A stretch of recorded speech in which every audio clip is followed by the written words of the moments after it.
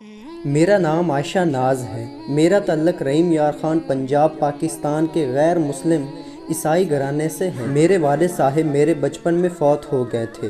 میری ماں لوگوں کے گھروں میں کام کرتی تھی اور مدد کے بہانے مجھے اپنے ساتھ لے جاتی تھی، مگر حقیقت میں میری ماں مجھے اپنی نظروں کے سامنے رکھتی تھی تاکہ میں ماں کی غیر موجودگی میں کہیں راہ سے بھٹک نہ جاؤں یا کسی انسان نما درندے کے ہاتھ نہ لگ جاؤں۔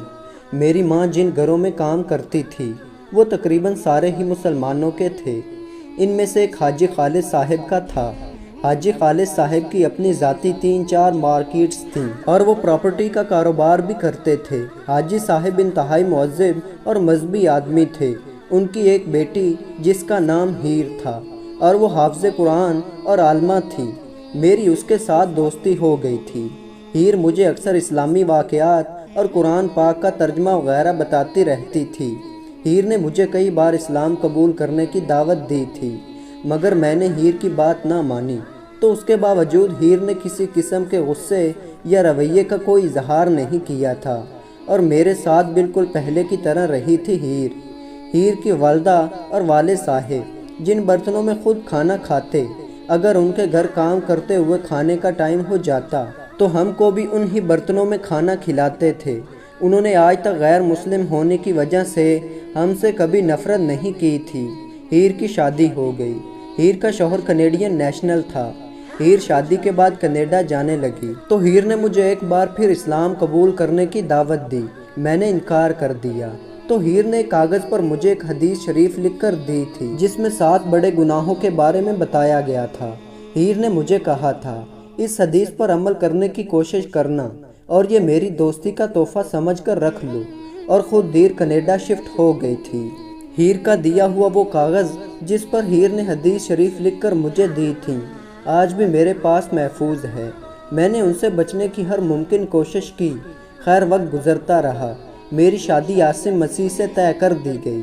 میری ماں نے بہت کڑی محنت کر کے میرے لیے جہیز اکٹھا کیا تھا، مگر افسوس کہ مجھے اپنے ہاتھوں سے رخصت کرنے سے پہلے ہی خود دنیا سے رخصت ہو گئی۔ ماں کی موت کے بعد میں نے چند اپنے مذہب سے تعلق رکھنے والے بزرگوں کی موجودگی میں عاصم مسیح سے اپنے مذہب کے مطابق رشتہ ازدواج منسلک قائم کر لیا، اور ہیر کے والدین نے مجھے اپنی بیٹی بنا کر ڈھیروں دعائیں دیتے ہوئے گھر سے رخصت کیا۔ عاصم نے شادی کے چند ماہ بعد ہی میرا آبائی گھر جو مجھے والدین سے وراثت میں ملا تھا اپنے نام پر منتقل کروایا، اور آہستہ آہستہ مجھ سے رویہ بدلنے لگا، یہاں تک کہ شادی کے ٹھیک 1 سال بعد جب میں 4 ماہ سے امید سے تھی، عاصم مسیح نے مجھے مار پیٹ کر گھر سے نکال دیا اور مجھ سے علیحدگی اختیار کر لی۔ مجھے گھر سے نکالتے وقت میری ماں کی کڑی محنت سے بنائے گئے جہیز کے کپڑوں میں سے ایک دوپٹہ بھی نہ لینے دیا۔ میرے پاس اور کوئی ٹھکانہ نہیں تھا تو میں ایک بار پھر ہیر کے والدین کی دہلیز پر آ بیٹھی۔ ہیر کے والدین نے مجھے بالکل اپنی بیٹی کی طرح سمجھا، میرا خیال رکھا، میرے شوہر کو سمجھانا چاہا، مگر میرے شوہر نے کسی قسم کی کوئی گنجائش نہیں چھوڑی۔ اس نے مجھے فارغ کر دیا۔ جس دن مجھے شوہر نے فارغ کیا اس کے بعد ہیر ہر روز مجھ سے بات کرتی، میری دل جوئی کرتی، یہاں تک کہ جب مقررہ وقت پر میری بیٹی پیدا ہوئی، ہیر نے کینیڈا سے ڈھیر سارے تحائف، کپڑے اور کھلونے میری بیٹی کے لیے بھیجے۔ ہیر نے میرا اور میری بچی کا ہر قسم کا خرچ اٹھایا۔ میری بچی اسکول جانے کے قابل ہوئی تو اسے رحیم یار خان کے سب سے بہترین اسکول میں داخل کروایا، مگر حیران کن طور پر جب سے میرا گھر ٹوٹا تھا، ہیر نے مجھے کبھی قبول اسلام کی دعوت نہیں دی۔ مجھے اس سوال کا میرے اپنی مرضی سے اسلام قبول کرنے کے بعد ہیر نے کچھ یوں دیا تھا، میں نہیں چاہتی میری بہن عائشہ ناز مجھ سے مجبور ہو کر اسلام قبول کرے، میں چاہتی تھی عائشہ ناز اسلام کو سمجھنے کے بعد اسلام کی محبت میں آ کر اسلام قبول کرے۔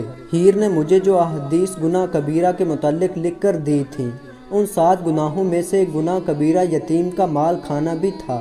گویا کہ میں تو ہر ممکن ان 7 گناہوں سے بچتی رہی، مگر میں یتیم لڑکی تھی۔ میرے شوہر نے میرا گھر اور جہیز کا سامان سب کچھ ہتھیانے کے بعد مجھے فارغ کر دیا تھا، اور میرا حق واپس مانگنے پر بھی واپس نہیں دیا، بلکہ مجھے مغالطات بکنے لگا۔ تو میں حدیث شریف کی روح سے اپنے شوہر کا انجام دیکھنے کی منتظر رہنے لگی اور سوچنے لگی کہ حضرت محمد مصطفیٰ صلی اللہ علیہ وآلہ وسلم کو تمام کائنات کے لیے رحمت للعالمین بنا کر بھیجا گیا تھا۔ کائنات کی مخلوقات میں سے میں بھی ایک مخلوق تھی۔ پھر تو یہ حدیث میرا حق ہتھیانے والے پر لاگو ہونی چاہیے تھی، اور پھر واقعہ ہی حدیث شریف میں آئے، اس گناہ کبیرہ کا مرتکب ہونے والے میرے شوہر کا انجام بہت برا ہوا۔ ایک دن میرا سابقہ شوہر میرے ہی دیے گئے جہیز کا سامان بیچ کر شراب خرید کر لایا تھا۔ ساری رات مجھ سے ہتھیانے گئے میرے گھر میں سگریٹ اور شراب پیتا رہا تھا۔ نہ جانے کب نشے میں دھت ہو گیا، اس کے ہاتھ سے جلتی سگریٹ گر گئی۔ پاس پڑے فرنیچر اسی وقت آگ پکڑ لی۔ آگ کی وجہ سے میرے شوہر کا جسم اور چہرہ تک جھلس گیا۔ چہرہ جھلسنے کی وجہ سے میرے شوہر کا چہرہ اس حد تک بھیانک ہو گیا تھا کہ اسے دیکھ کر بھی خوف آتا تھا، یہاں تک کہ باقی لوگوں نے ایسی شکل لے کر اس کے گاؤں میں داخل ہونے پر پابندی لگا دی تھی، کیونکہ اس کے بگڑے جھلسے چہرے کو دیکھ کر عورتیں اور بچے تو کیا بڑے بڑے مردوں کو بھی خوف آتا تھا۔ میرے سابقہ شوہر کو کوئی آدمی بھی اپنے یا قریبی کسی گاؤں سے بھیک تک نہیں مانگنے دیتا تھا۔ آج ہیر کے والدین گھر پر نہیں تھے، تو میں کسی کام سے اپنے گاؤں کی طرف گئی تو میرا سابقہ شوہر ایک ایسے گندے تالاب سے پانی پی رہا تھا جس کے دوسرے کنارے پر کتا پانی پی رہا تھا۔ میں نے پہلی نظر میں ہی اس ظالم انسان کو پہچان لیا تھا، اور اللہ تعالیٰ کی طرف سے مجھ پر ڈھائی کا مظالم کا لیا گیا بدلہ بھی اپنی آنکھوں سے دیکھ لیا تھا۔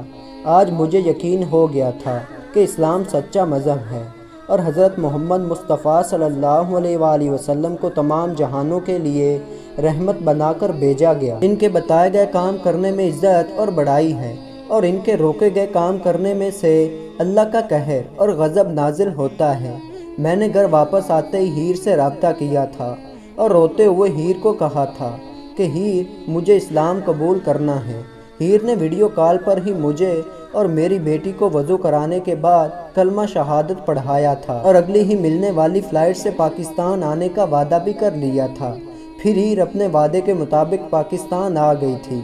ہیر اور ہیر کے والدین نے مجھے اور میری بیٹی کو اسلام کے متعلق سب کچھ سکھا دیا تھا۔ ہیر 1 مہینہ میرے پاس رکی تھی، پھر ہیر مجھے عمرے پر لے جانے کا وعدہ کر کے واپس چلی گئی تھی۔